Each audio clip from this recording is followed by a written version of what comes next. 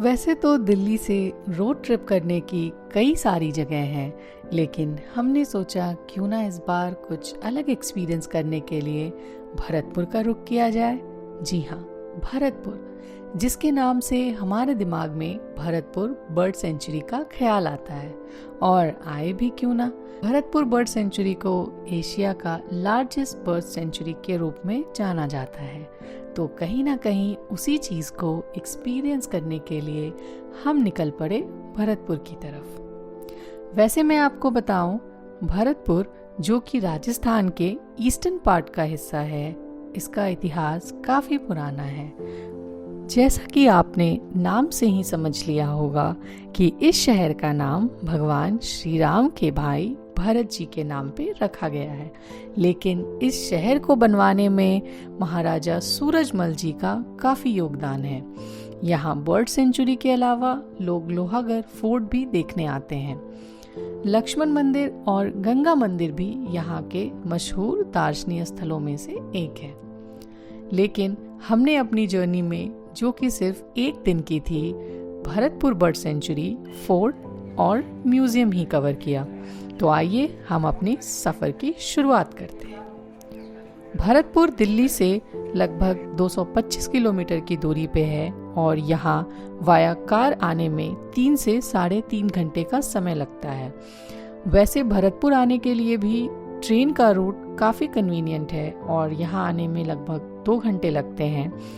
लेकिन हमें road trip का एक्सपीरियंस करना था, जो कि वाया यमुना एक्सप्रेसवे है, जिसके बारे में हमने सुना तो काफ़ी था, लेकिन रोड ट्रिप का मौका नहीं मिल पाया था।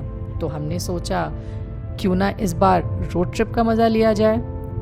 तो हमने अपनी जर्नी शुरू की सुबह 6 बजे नोएडा से, और यहाँ से मैप में जो हमें एस्टिमेटेड टाइम दिखा रहा था वो 3.5 घंटे के आसपास था। हमने टारगेट ये किया था कि 10 बजे तक हम बर्ड सेंचुरी में पहुंच जाएं, क्योंकि सुबह सुबह मौसम थोड़ा अच्छा होता है और बर्ड देखने का मज़ा ऐसे में और भी ज़्यादा बढ़ जाता है। लेकिन आज आप देख सकते हो कि मौसम कुछ ज़्यादा ही सुहाना है, और जिससे मैं थोड़ी एक्साइटेड भी हूँ। इस एक्सप्रेसवे में सफ़र करना, वो भी इस मौसम में, क्या ही बोलूँ, मज़ा आ गया। ये एक्सप्रेसवे काफ़ी बढ़िया बनवाया गया है और यहाँ आप आराम से लगभग 100 की स्पीड पे भी गाड़ी चला सकते हैं। लेकिन थोड़ी सावधानी रखना भी साथ साथ बहुत ज़रूरी है, क्योंकि आए दिन मैंने बहुत सारे न्यूज़ पे भी देखा है कि इस रोड पे काफ़ी एक्सीडेंट्स भी होती हैं। तो अपनी एडवेंचर से ज़्यादा इम्पॉर्टेंट सेफ्टी है। इस रोड पे आपको 2 टोल मिलेंगे, जिसमें कि एक 125 रुपये और दूसरा 160 रुपये के हैं। इस रूट पे चलते हुए आपको काफ़ी सारे पब्लिक कन्वीनियंस, रेस्टोरेंट्स और पेट्रोल पंप भी मिल जाएंगे। दूसरे टोल पे पहुंचने के बाद हमने सोचा क्यों ना थोड़ा ब्रेक लिया जाए, और फिर हमने एक छोटे से ब्रेक के लिए रुककर गरम गरम चाय पिया और वापस अपनी जर्नी शुरू कर दी। यमुना एक्सप्रेसवे से एग्जिट लेने के बाद जैसे ही हम मथुरा की तरफ बढ़े तो थोड़ा थोड़ा ट्रैफिक मिलने लगा, क्योंकि हम सिटी के बीच में से निकले। पर जब हम भरतपुर वाले रोड पे पहुंचे तो यहाँ रोड कंडीशन और ट्रैफिक दोनों अच्छा था, और एक आइडियल रोड ट्रिप के लिए मैं कहूँगी कि बहुत ही अच्छा ट्रिप लगा मुझे।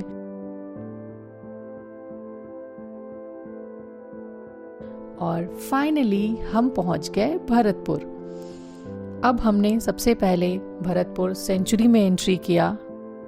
इसका नाम वैसे अब चेंज करके केवलादेव नेशनल पार्क कर दिया गया है, तो काफ़ी लोग यहाँ इसे इस नाम से भी जानते हैं।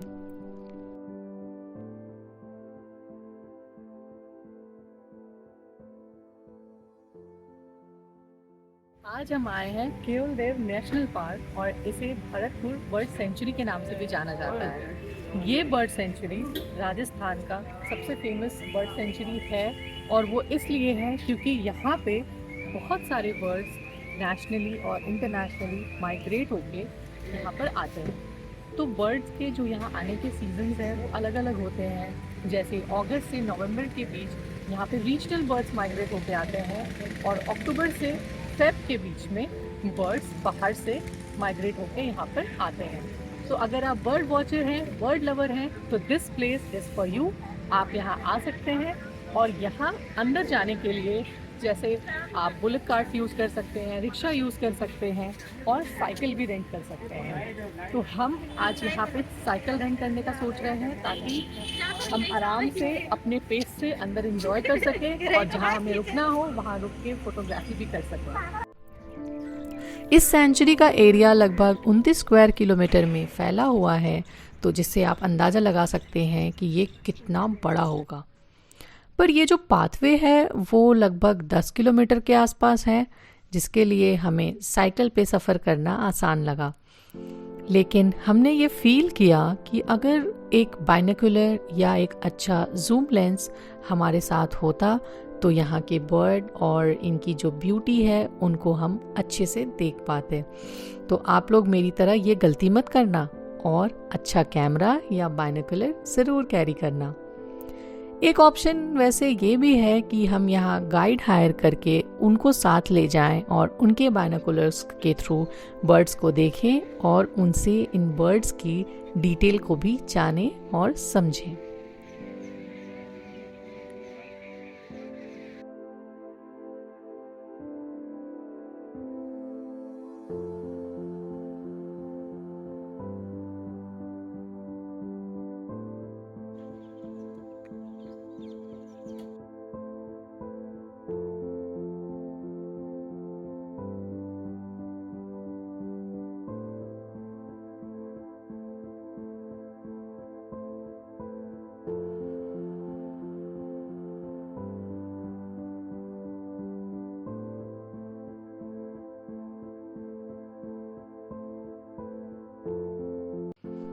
तो लगभग 2 घंटे साइकिलिंग और सेंचुरी को एक्सप्लोर करने के बाद हम वापस आते वक्त रुके एक छोटे से कैंटीन में जो सेंचुरी के अंदर ही था और यहाँ थोड़े सॉफ्ट ड्रिंक्स और स्नैक्स को एंजॉय किया।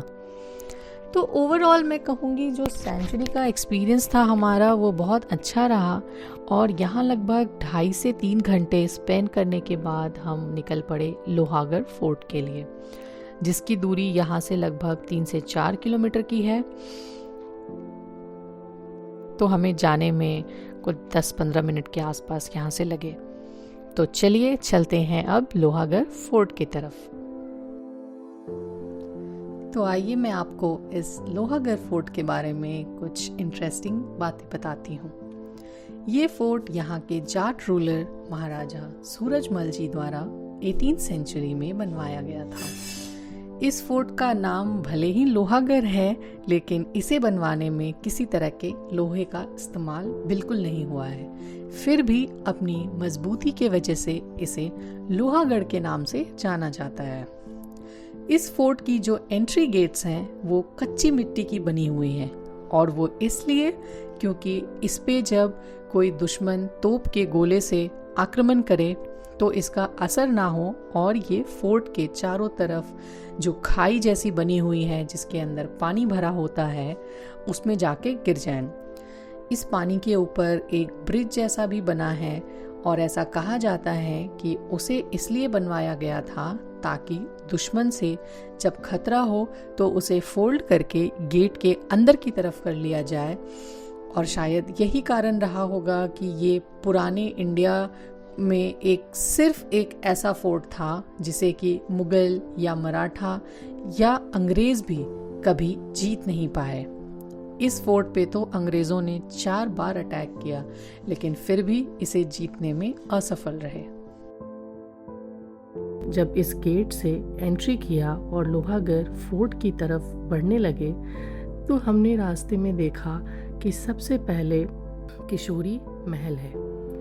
ये किशोरी महल महाराजा सूरजमल जी ने अपनी पत्नी महारानी किशोरी जी के लिए बनवाया था।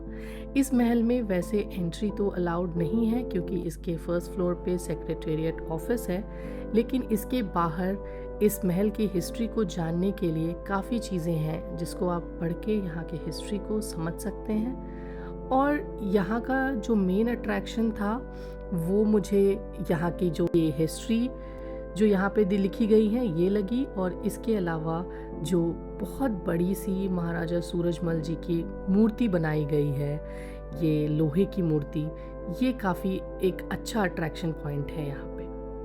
तो यहाँ थोड़ा टाइम स्पेंड करने के बाद हम निकल पड़े म्यूज़ियम देखने। लोहागढ़ म्यूज़ियम में 2 हिस्से हैं, जिसके एक हिस्से में ही हम जा पाए और इसके अंदर जाट रूलर्स द्वारा युद्ध में इस्तेमाल किए हुए तरह तरह के हथियारों को रखा गया है। जो इसका दूसरा हिस्सा है वो अभी कुछ काम चलने की वजह से टूरिस्ट के लिए बंद कर दिया गया था, तो उसमें हम नहीं जा पाए।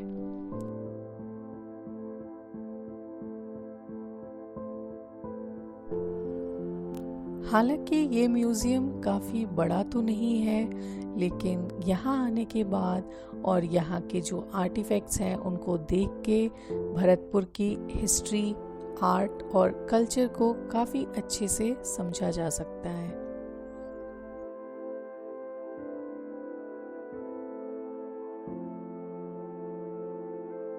तो यहाँ आना डेफिनेटली एक अच्छा एक्सपीरियंस था और हमें काफ़ी पॉजिटिव फील हुआ।